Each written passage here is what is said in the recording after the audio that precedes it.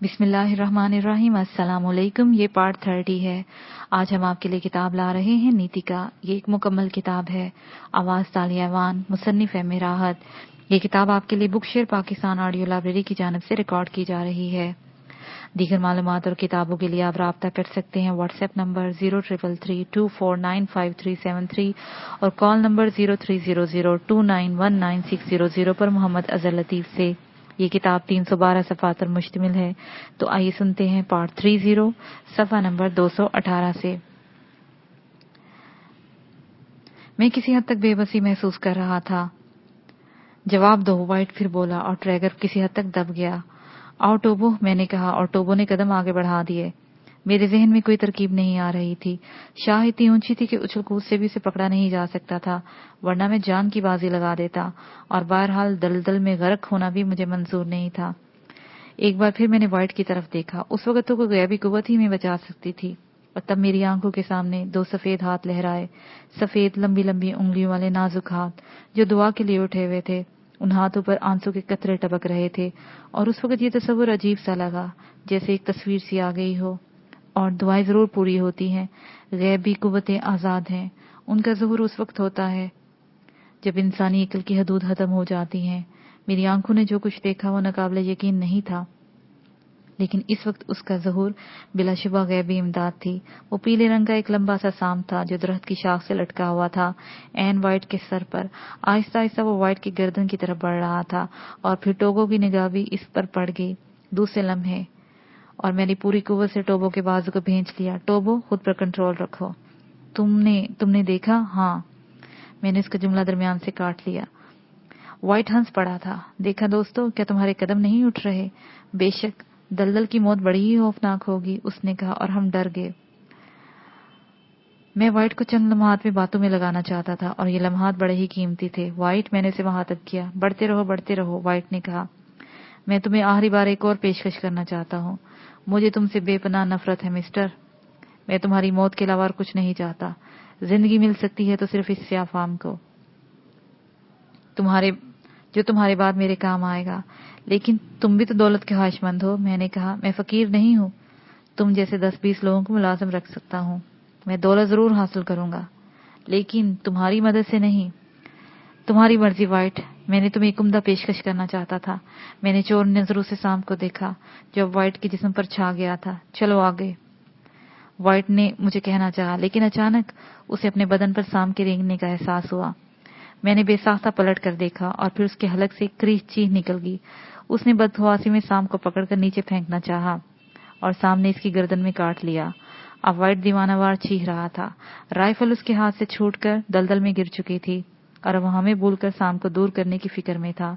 बेहद खौफनाक मंजर था। हम हैरत और खौफ से उसे देख रहे थे। सांप बार बार वाइट के बदन के मुख्तलिफ हिस्सों में काट रहा था। वो भी बफरा हुआ मालूम होता था। अब उसने वाइट की टांगों में भी बल डाल दिए थे। थोड़ी ही देर के बाद वाइट निढाल हो गया, और फिर दरख्त की शाह उसके हाथ से छूट गई। उसकी चीख बेहद दिलसोज थी, लेकिन उसकी एक टांग सांप की गिरफ्त में थी, और सांप की मजबूत गिरफ्त और दलदल के ऊपर वो किसी पेंडुलम की तरह लटक रहा था। नीचे से दलदल से भाप उठ रही थी। वाइट की चंद चीखें सुनाई दी, और उसके बाद वो साकित हो गया। पता नहीं सांप के जहर ने असर किया, या इस खौफनाक सिचुएशन से उसकी दिल की हरकत बंद हो गई थी। मैं और टोबो दमसादे खड़े थे। वाइट चंद मिनट तक वहां लटका रहा, और फिर सांप ने इस पर अपनी गिरफ्त हल्की कर दी, और वो दलदल में जा पड़ा। लेकिन उसके बदन में कोई तहरीक नहीं थी। आहिस्ता आहिस्ता वो दलदल में छुप गया, और मेरे बदन में झुरझुरी आ गई। मैंने टोबो की तरफ देखा, जब उस घड़े को देख रहा था जिसमें वाइट गरक हुआ था। दलदल आहिस्ता आहिस्ता आगे बढ़कर घड़े को पुर कर रही थी, और फिर घड़ा भरकर मादूम हो गया। और टोबो, वापस चले, मैंने किसी कदर निडाल लहजे में कहा। हाँ बास, मगर कहाँ? अभी कुछ नहीं सोचेंगे टोबो, दरख्तों की उस तरफ आराम करेंगे। मैं ज़हनी तौर पर बहुत उलझ गया हूँ, मैंने जवाब दिया। मेरी भी यही कैफियत है बास, टोबो ने जवाब दिया। हम लोग वापस अपनी जगह पर आ गए, और फिर खामोश बैठ गए। वाइट अच्छा आदमी नहीं था। अगर वो ना मरता तो हम इस वक्त मरे होते। दलदल की मौत कम भयानक नहीं थी, लेकिन न जाने क्यों वाइट की मौत ने मुतासर किया था। बहरहाल संभलते संभलते भी वक्त लग गया। वो रात हमने उसी भयानक इलाके में गुजारी। खाने वगैरह से फारिग होकर रात को टोबो ने मुझसे पूछा, वाइट मच चुका है, अब क्या प्रोग्राम है? वापसी, मैंने जवाब दिया। बास, टोबो पुरख्याल अंदाज में बोला। हाँ, क्या हम वापसी का तवील सफर तय करके फिर इसी जगह पहुंचेंगे और फिर यहाँ सफर करेंगे? दूसरी सूरत क्या है टोबो? दूसरी सूरत यह है बास कि हम इसी दलदल के किनारे किनारे चलें। तो क्या हम इसी तरह नीतिका तक नहीं पहुंच सकते? रास्ता वही होगा। क्या मतलब? मैंने रुख का तयन कर लिया है। बस मामला हतरात का है। हतरात? मैंने तवील सांस लेकर कहा।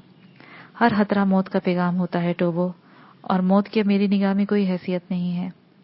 मौत हमारे करीब से होकर निकल गई। हाँ बास, दुरुस्त है। बस तो फिर चलो, मैंने कहा, और टोबो ने गर्दन हिला दी। हम चल दिए। अब हमारे पास ना राइफलें थी ना पिस्तौल। कारतूसों का थैला भी फेंक कर मैंने बोझ हल्का कर लिया। टोबो के पास उसकी महसूस छुरियां थी और मेरे पास कुल्हाड़ी। फिलहाल हमारी हिफाजत के लिए और शिकार के लिए यही सामान था, और हम इससे बाहुबी काम भी ले रहे थे। दिन गुजरते रहे, छोटे छोटे हादसात पेश आते रहे। मैंने अपनी फितरत में एक वहशत महसूस की थी। मौत से बेपरवाह होकर अब कोई काम मुश्किल नजर नहीं आता था। हर चीज हेच नजर आती। आप यकीन करें कि एक रात चीता सामने नजर आ गया और सिर्फ चंद फुट का फासला था। टोबो भी मोहतात था, वो घबरा गया, लेकिन मैंने इस खतरे की परवाह किए बगैर कुल्हाड़ी से आगे बढ़कर चीते पर वार कर दिया। तकदीर साथ थी, वरना मैं टार्जन तो नहीं था। कुल्हाड़ी ने चीते का सर 2 हिस्सों में तकसीम कर दिया और वो ढेर हो गया। टोबो ने 1 घंटे तक मेरी बहादुरी पर रक्स किया था और मेरी शाद में कसीदे गाए थे, और दर हकीकत जिंदगी में एक अनोखी उमंग पैदा हो गई थी और मैं इस जिंदगी में लुत्फ उठाने लगा था। हम इस तरह सफर करते रहे जैसे महज़ब दुनिया के एक शहर से दूसरे शहर जा रहे हों। रास्ते में कोई उलझन ना हो। दलदल कब की खत्म हो चुकी थी। अब हमने दलदल के उस हिस्से को क्रॉस करना शुरू कर दिया था। फिर एक तवील सफर तय किया, और एक दोपहर को टोबो ने दूर से कुछ चमकती हुई चीज देखी। बॉस! क्या हुआ टोबो? नीतिका, उसने खुशी से भरपूर लहजे में कहा। क्या मतलब? मैंने चौंक कर पूछा। वो देखो, वो क्या है? अरे वो तो दरिया है टोबो। कौन सा दरिया? मुझे क्या मालूम। ओ तो क्या, हाँ वो नीतिका ही है जिसके किनारे सफर करते हुए हमें नीतिका के कबाइल तक पहुंचना था। खूब, मैंने भी दिल में मुसरत महसूस की। आओ बात, सफर तेज कर दें। क्या ये नीतिका का वही रास्ता है जहां से हम आने वाले थे? ये मैं नहीं कह सकता, लेकिन ये वही दरिया है। हम दौड़ने लगे थे। जिस जगह हम खड़े थे वो बुलंदी पर सामने एक जंगल भी पड़ता था जो ज्यादा फैला हुआ नहीं था।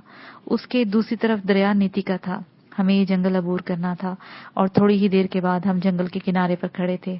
खुदा की पनाह, इन दरख्तों के दरमियान तो रास्ता भी नहीं है। मैंने कहा, रास्ता बना लेंगे बॉस, तुम कुल्हाड़ी मुझे दे दो। ओह, ये काम तो मैं भी कर सकता हूँ, लेकिन मेरी मौजूदगी में नहीं बॉस, टोबो ने कहा। ठहरो टोबो, तुम थक जाओगे। जब मैं थक जाऊंगा तब तुम कुल्हाड़ी मुझसे ले लेना। और मेरी कुल्हाड़ी दरख्तों के दरमियान गुजरने का रास्ता बनाने लगी। इब्तदाई तौर पर ज्यादा मेहनत करना पड़ी। उसके बाद किसी कदर रास्ता साफ मिल गया और हम आगे बढ़ते रहे।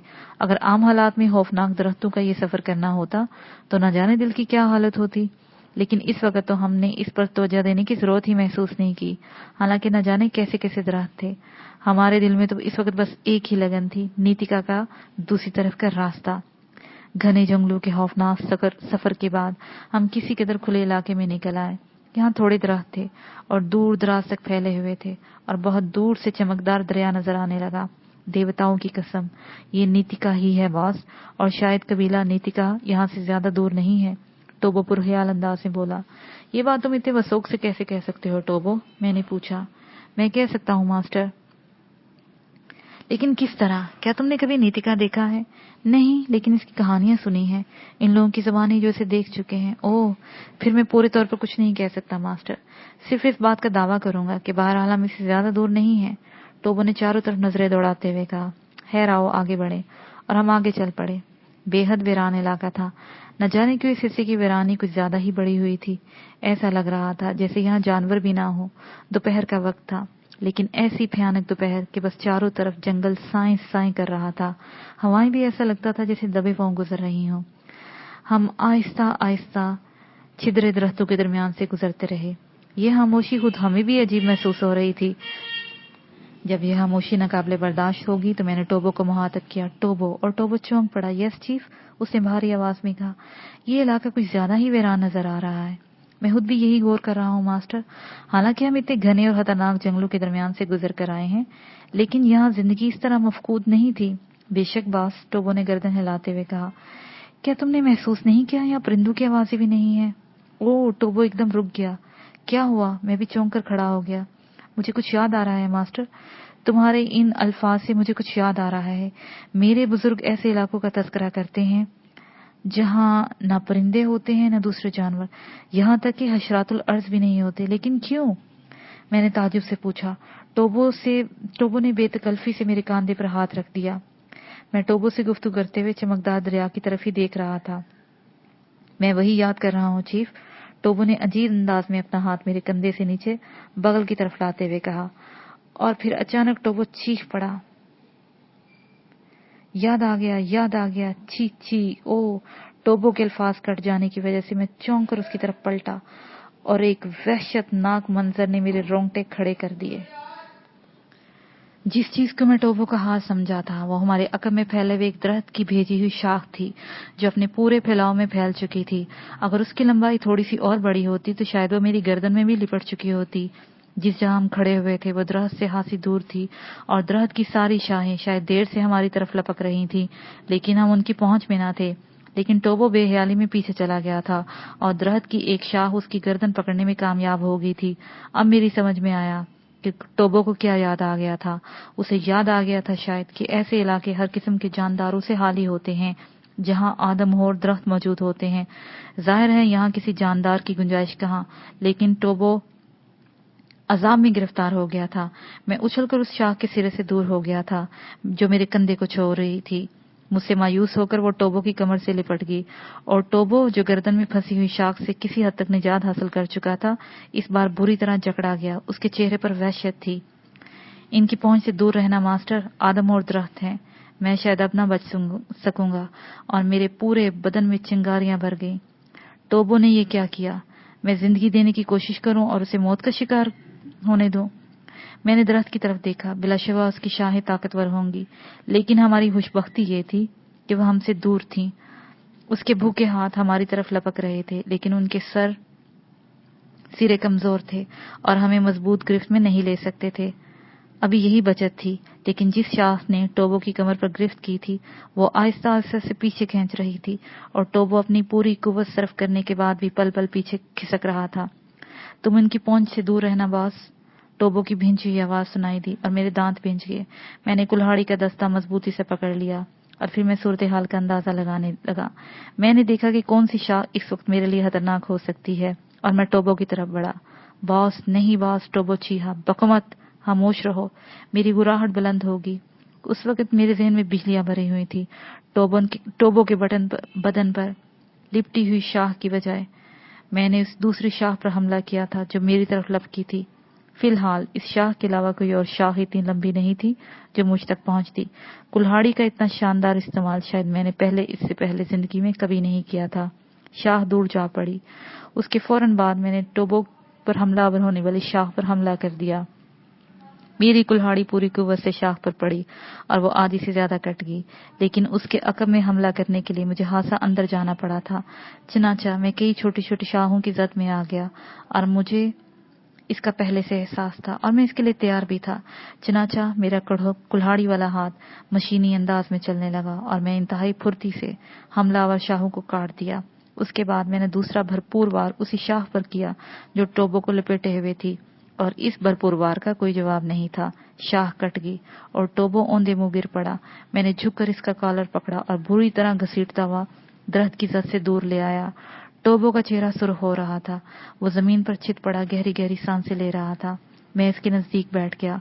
दरख्त की नदीदी शाखें अब भी हमारी तरफ लपक रही थी, लेकिन हम उनकी पहुंच से हाथ से दूर थे। मैंने मुस्काहेस निगाहों से दरख्त को देखा और टोबो को, जो अजीब सी निगाहों से मेरी तरफ देख रहा था। उनकी कैफियत उस बूढ़े यहूदी की सी है जो आखिरी उम्र में भी दौलत के ख्वाब देखता रहता है और बहुत सी दौलत समेटना चाहता है। मैंने मुस्कुराते हुए कहा, बॉस। टोबो ने उठने की कोशिश की और उठकर बैठ गया। हाँ, तो तू क्या शय है और क्या बन गया है बॉस? तू क्या से क्या बन गया है बॉस? देवताओं की कसम, तेरे जैसे अनोखे, तेरे जैसे नडर इंसान रोए जमीन पर कम ही होंगे। उसने कहा, بے شمار ہوں گے ٹوبو، یہ بات نہ کر۔ نہیں ماسٹر، ٹوبو کا دل نہ توڑ۔ ٹوبو نے دنیا کم ہی دیکھی ہے، میرے خون کا ایک ایک قطرہ اب تیرا غلام ہو گیا ہے باس۔ ٹوبو کا ماں جایا بھی اسے اس حالت میں دیکھتا تو اتنی دور ہٹ جاتا کہ اس کی محبت جوش نہ مارتی، وہ درخت کتنے نزدیک بھی نہ آتا کہ اس سے مس ہو کر چلنے والی ہوا اس کے بدن کو چھو سکے۔ لیکن تو نے اپنی زندگی ٹوبو کے لیے وقف کر دی، تو نے سوچا کہ ٹوبو کی زندگی ضروری ہے اور تو اسے موت سے چھین لایا۔ کتنے احسان کرے گا میرے اوپر میرے آقا، غلام تو میں تیرا پہلے ہی ہوں۔ ٹوبو میری جان، میں تیری ماں کا بیٹا نہیں ہوں، لیکن میرے لیے اس سے زیادہ ہے۔ ہاں زیادہ ہوں، کیونکہ میں تیرا دوست ہوں، تو میرا مالک ہے باس۔ نہیں ٹوبو، میری دوستی کو مت بھول۔ کیسے بھول سکتا ہوں مالک؟ میں نے سوچا ٹوبو زندہ رہیں گے، میں اور سرفراز دونوں زندہ رہیں گے، ورنہ سرفراز اکیلا زندہ نہیں رہے گا ٹوبو، اس لیے میں نے اپنی زندگی بچانے کی جدوجہد کی۔ اس میں تیرے اوپر کوئی احسان نہیں کیا، میں نے تیری زندگی نہیں بچائی، میں نے اپنی زندگی بچائی۔ میں نے یہی سوچا سرفراز یا تو اکیلا زندہ رہے گا، سرفراز اکیلا زندہ نہیں رہے گا، بلکہ سرفراز اور ٹوبو دونوں اکٹھے زندہ رہیں گے، یا تو دونوں زندہ نہیں رہیں گے۔ اور ٹوبو کی آنکھوں سے آنسو ابل پڑے۔ بس میری خوش نصیبی ہے مالک، اس نے بھرائی ہوئی آواز میں کہا۔ آ یار، یہاں سے دور نکل چلیں، بلکہ میرا خیال ہے اب دریا نیتیکا کے کنارے کنارے ہی چلیں گے اور نیتیکا کے نزدیک چل کر ہی آرام کر لیا جائے۔ کیا تیری قوت بحال ہو گئی؟ تیرے الفاظ سے باز نہ صرف بحال ہوگی بلکہ کئی گنا بڑھ گئی ہے۔ ہاں ٹوبو، کسی اپنے کا تصور بہت بڑی قوت ہے۔ ٹھیک ہے باز۔ اور پھر ہم دونوں چل پڑے۔ دریا نیتیکا جتنا قریب نظر آ رہا تھا اتنا قریب نہ نکلا۔ نہ جانے یہ کیسا علاقہ تھا کہ وہ زیادہ دور نہ معلوم ہوتا تھا۔ ہم اس کے قریب پہنچے تو شام ہو گئی تھی، لیکن ہمیں دریا کے کنارے رک جانا پڑا۔ دریا کے کنارے پڑے ہوئے سیاہ پتھر دراصل سیاہ پتھر نہ تھے۔ دور سے ہم نے یہ سمجھا کہ یہ سیاہ پتھر تھے، لیکن جنہیں ہم نے سیاہ پتھر سمجھا تھا، لیکن دراصل وہ قوی ہیکل گھڑیال تھے جو دریا کے کنارے ٹھنڈی ریت پر پڑے ہوئے ہوا کھینچ رہے تھے۔ میرے ہونٹوں پر مسکراہٹ پھیل گئی۔ کیا حال ہے ٹوبو؟ بڑے خطرناک جانور ہے باس، ظاہر ہے ان سے دوستی نہیں ہو سکتی، یہ وحشی دوستی نہیں چاہتے۔ پھر اب کیا پروگرام ہے؟ کیا ہمیں دریا پار کرنا تھا؟ یہاں سے تو نہیں کریں گے، پھر چلو آگے نکل چلیں۔ تھک گیا ٹوبو؟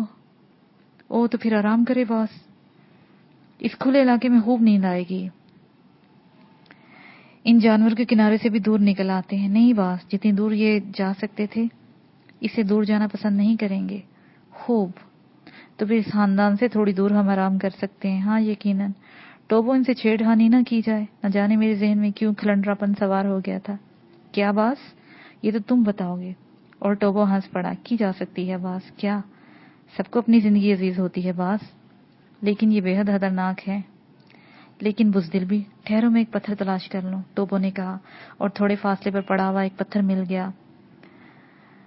اچھا خاصا 2-2.5 سیر وزن ہوگا اس کا۔ ٹوبو نے اسے دونوں ہاتھوں پہ پکڑا اور پھر گھومنے لگا۔ پھر اس نے پتھر گھڑیالوں کی طرف اچھاڑ دیا۔ پتھر کسی ایک گھڑیال کے سر پر لگا اور وہ خوفزدہ ہو گیا۔ پھر بھاری بھرکم بدن والے یہ دیوقامت اتنی پھرتی سے پلٹے اور پانی میں اترے کہ حیرت ہوتی تھی۔ آن کی آن میں پوری کی پوری قوم پانی میں اتر گئی اور کنارے پر جیسے روشنی سی آ گئی۔ بس ایسا معلوم ہوتا تھا جیسے وہ چٹانوں نے اچانک جگہ چھوڑ دی، اور وہی ہوا۔ پانی میں بے شمار کشتیاں تیرتی نظر آنے لگی، بزدل کہی کے میں نے کہا، اور پھر ہم دونوں بیٹھ کر رات کا انتظار کرنے لگے۔ کھانا کھایا اور اتنے آرام سے سو گئے جیسے اپنے گھر میں ہو۔ خوفناک واقعات کے درمیان اتنا وقت گزار لیا تھا کہ اب کسی خطرے کی کوئی اہمیت ہی باقی نہیں رہ گئی تھی، اور کچھ ایسی کیفیت پیدا ہو گئی تھی کہ کسی بھی خطرے سے مقابلہ روزمرہ کا شغل معلوم ہوتا تھا۔ صبح اٹھے تو چاقو چبند تھے۔ ٹوبو نے بنے ہوئے گوشت کا ناشتہ کرایا اور پھر ہم آگے بڑھنے لگے۔ گھڑیال رات کے حادثے کو بھول کر ہوا ہوری کے لیے پھر نکل آئے تھے، اور دریا کے کنارے ان کے گول نظر آ رہے تھے۔ کہیں کوئی دریائی گھوڑا بھی نظر آ جاتا، کئی جگہ انہیں گھڑیالوں سے جنگ کرتے ہوئے بھی دیکھا گیا۔ بہرحال شام تک سفر کیا، کوئی صاف جگہ نہیں ملی تھی جہاں سے دریا عبور کیا جا سکتا۔ بہرحال جہاں تک جا سکتے تھے جانے کے لیے تیار تھے۔ ایک طرح سے زندگی بے مقصد ہو گئی تھی۔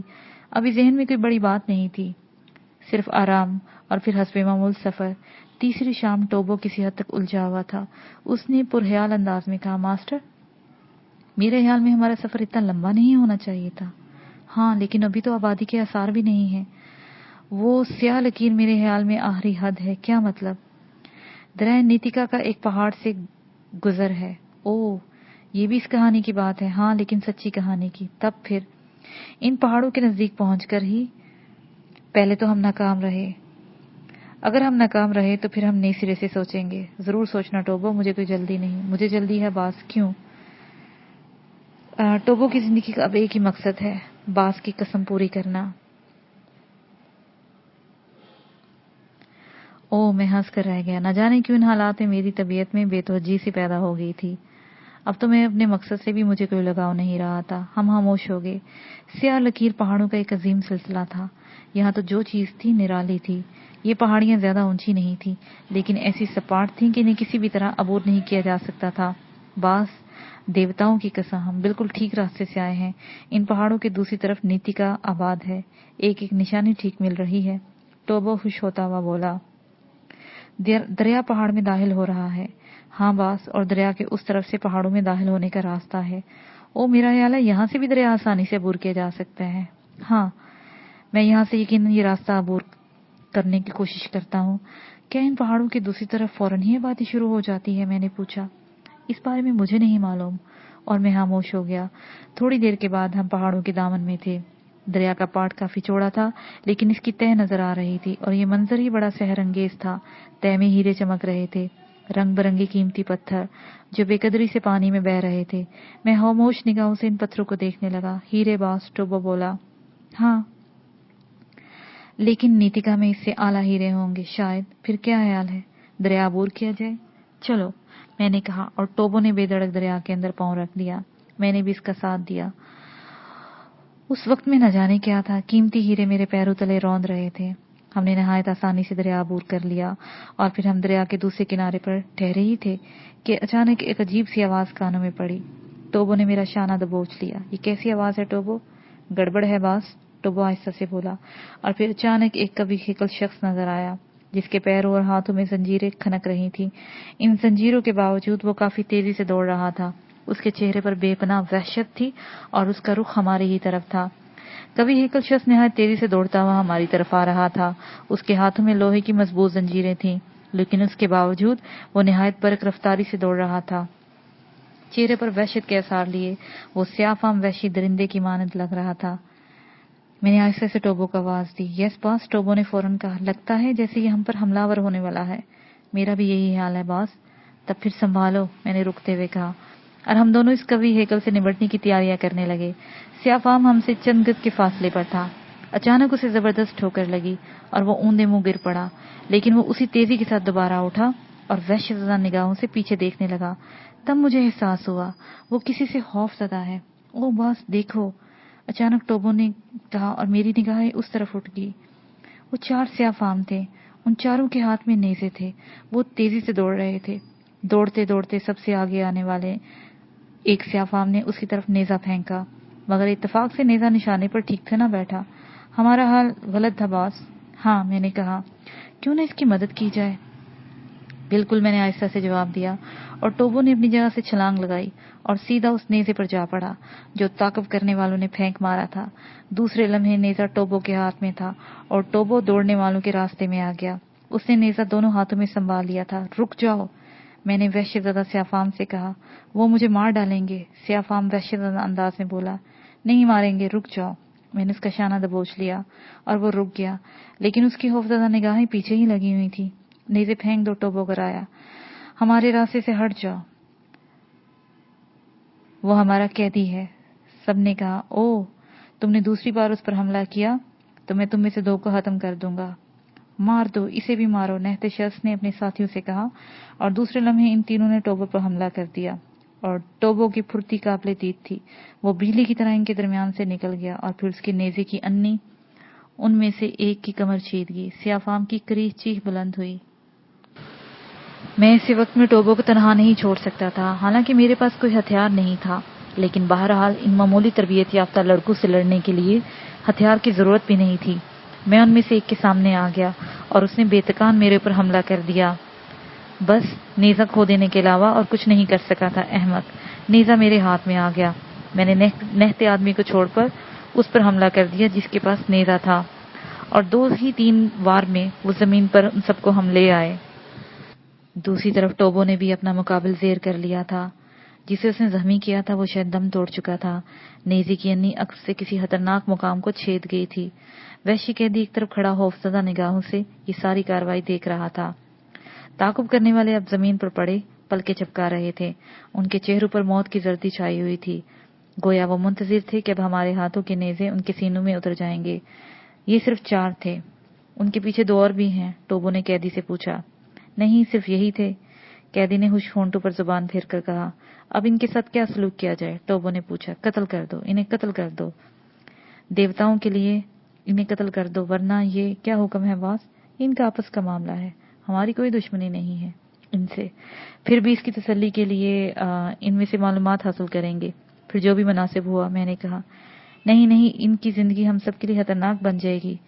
देवताओं के लिए मेरे ऊपर एक एहसान करो, इन्हें कत्ल कर दो। स्याफाम कैदी ने गड़गड़ाते हुए कहा। बॉस, टोबो ने फिर मेरी शक्ल देखी। तुम्हारा क्या ख्याल है टोबो? मैं तो कोई फैसला नहीं कर सकता बॉस, एक बात बताओ। हाँ बॉस, क्या ये इंसान नहीं है, कीड़े मकोड़े हैं कि एक आदमी के कहने पर हम इन्हें कत्ल कर दें? मामला समझ में आने दो। अगर ये हमारी जिंदगी के लिए भी खतरनाक हुए तो फिर इनके बारे में सोचेंगे। ऐसी सूरत में किसी तौर पर भी इन्हें कोई नुकसान नहीं पहुंचाएंगे।